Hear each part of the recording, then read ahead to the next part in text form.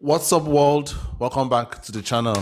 Today, I'll be checking out how the US smoked Russian mercenaries.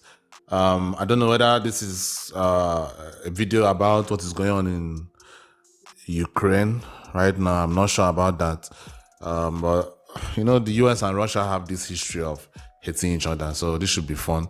If you are new here, please hit the subscribe button, and also if you love this reaction, hit the like button. I really appreciate it. Let's get right into it. When the first vehicle in the convoy suddenly blew up, the Russian mercenaries knew something was wrong. Their objective, to capture an oil field in eastern Syria, was supposed to be a routine mission. The enemy, they knew by then, would have fled long ago at the sight of 500 battle-hardened Russian and Syrian fighters. But instead, the attack had come to an abrupt halt, and explosion after explosion shook the ground. It wasn't long before AC-130 gunships, Predator drones, Apache helicopters, and fighter jets were circling over the battlefield, pounding the attackers from every imaginable angle. What the Russian forces didn't know was that the oil field was not defended by any fighters, but by American Special Operations Forces, supported by the most powerful air force in the world. And so, within a few minutes, the routine mission turned into hell on earth and into one of the deadliest engagements for the notorious Russian mercenary group Wagner. To stop the rapid advance of the self-proclaimed Islamic State, the U.S. had deployed troops in Syria since 2014. They supported the so-called Syrian Democratic Forces, or SDF. A year later, Russia also intervened in the fight against ISIS, but on the side of Assad's Syrian government forces. The SDF and the Syrian army were never seen as allies, but in keeping with the saying, "the enemy of my enemy is my friend," both parties at least mostly avoided each other. After years of fighting, both armies managed to drive out the terrorists, and by 2018, ISIS held only a fraction of its original bases. To prevent an unintended conflict between Russian and US-supported armies, a deconfliction line was formed along the Euphrates River, which effectively bisects Syria.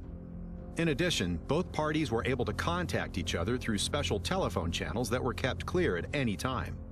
But despite all these precautions, on February 7th, just a few miles from the Euphrates River, the first deadly clash between Russians and Americans since the Cold War occurred.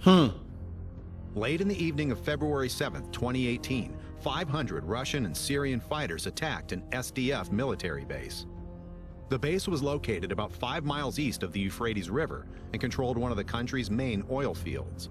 Thus, like most oil fields, the area was officially on the Syrian Democratic side of the ceasefire line, but this did not stop the Syrian-Russian troops in any way.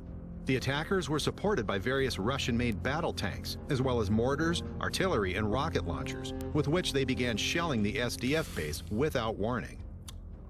In addition, Russian Air Force aircraft were on standby to provide air support, but initially remained on the ground.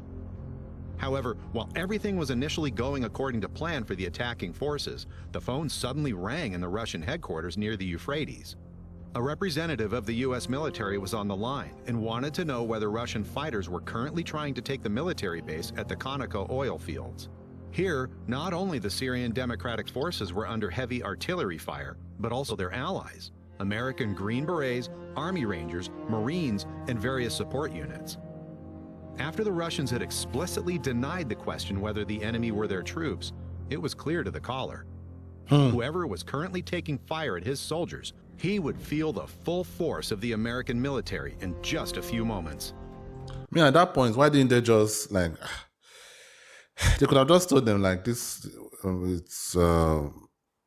mean, like, why didn't they just back down? Like, I get that the US and Russia have this thing that they have against each other, but if they were both fighting against ISIS, though they were fighting in support of, though the Russians were fighting in support of Assad, which was the leader of Syria at the time, but they had a common goal, which was to fight against ISIS, and they already put a demarcation, like a barrier to separate each other.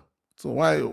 And they crossed that border, they crossed that barrier. Why didn't they just say, okay, oh, my bad, take a step back? I mean, I don't understand it. This was very unnecessary, in my opinion. The response to the attack on their military base was prompt and tremendous.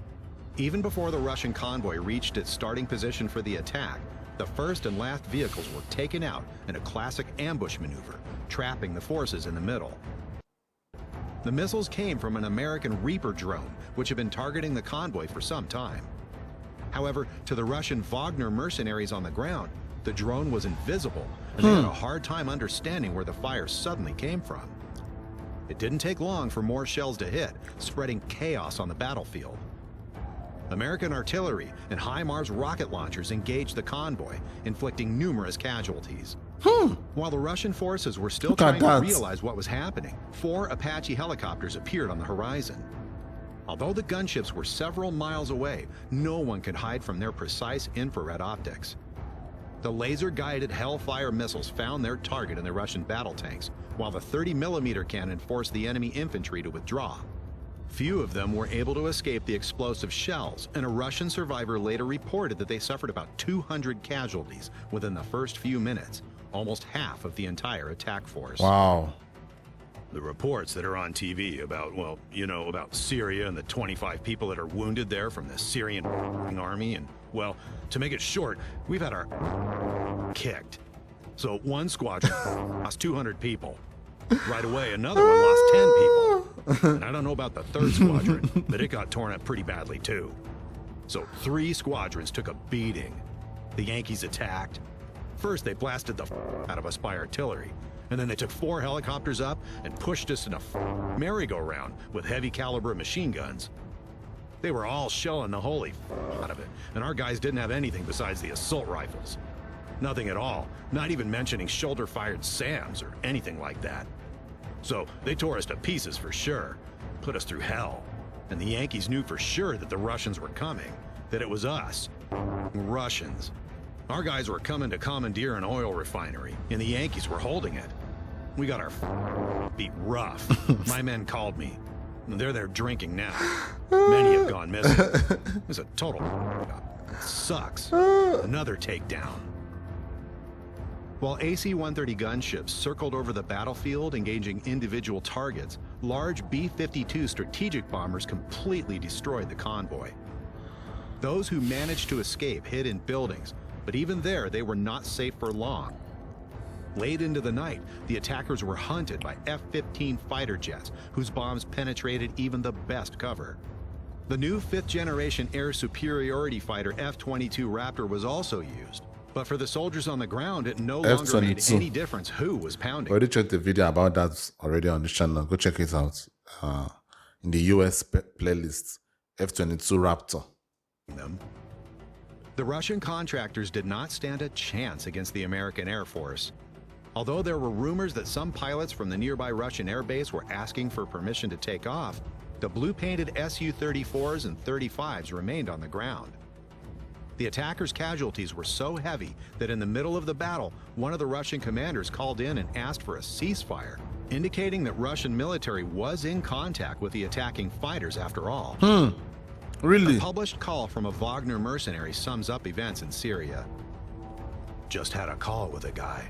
So they basically formed a convoy, but didn't get to their positions by some 300 meters. One unit moved forward. The convoy remained in place about 300 meters from the others. The others raised the American flag, and their artillery started ours really hard. Then their choppers flew in and started fucking everybody. Ours just running around. Just got a call from a pal, so there were about 215 killed. They simply rolled ours out hard.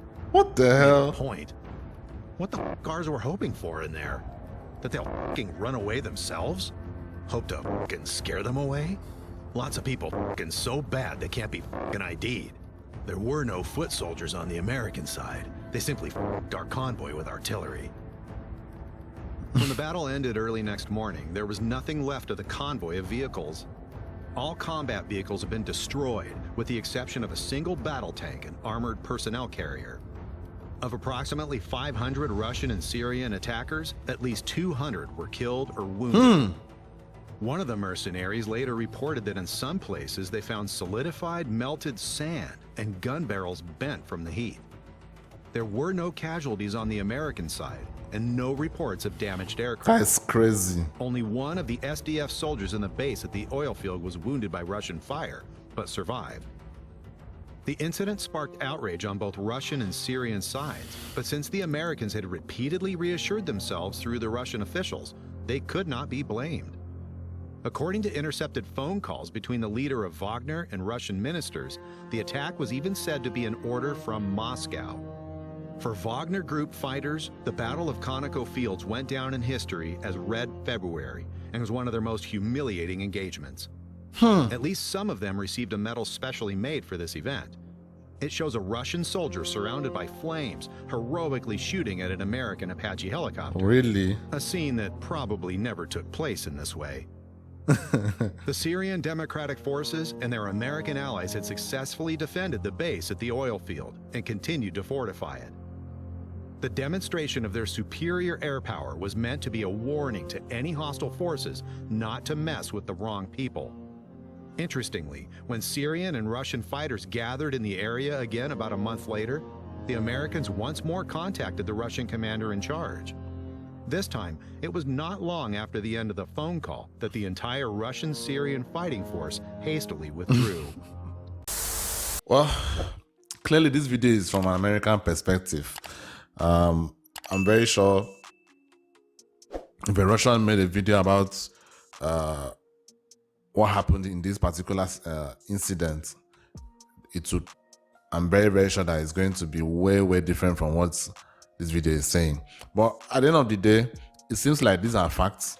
It looks like these are facts that, you know, it happened this way. There were warnings, but it seemed like, from what I'm seeing, it actually seems like it came from Moscow. It came from the higher ups in Russia. Because like, if repeated warnings were given and they still went ahead and did what they had to do or did what they did, and the fact that the US didn't even lose any casualty, nothing, not even machinery, they just obliterated them, absolutely obliterated them. That is actually that's actually humiliating, and this just confirms to me how I've always felt about this whole superpower stuff, world power stuff. I actually think the US is like the sole superpower. The other countries have no chance when it comes to normal war. But when it comes to nuclear war, that's a different story entirely.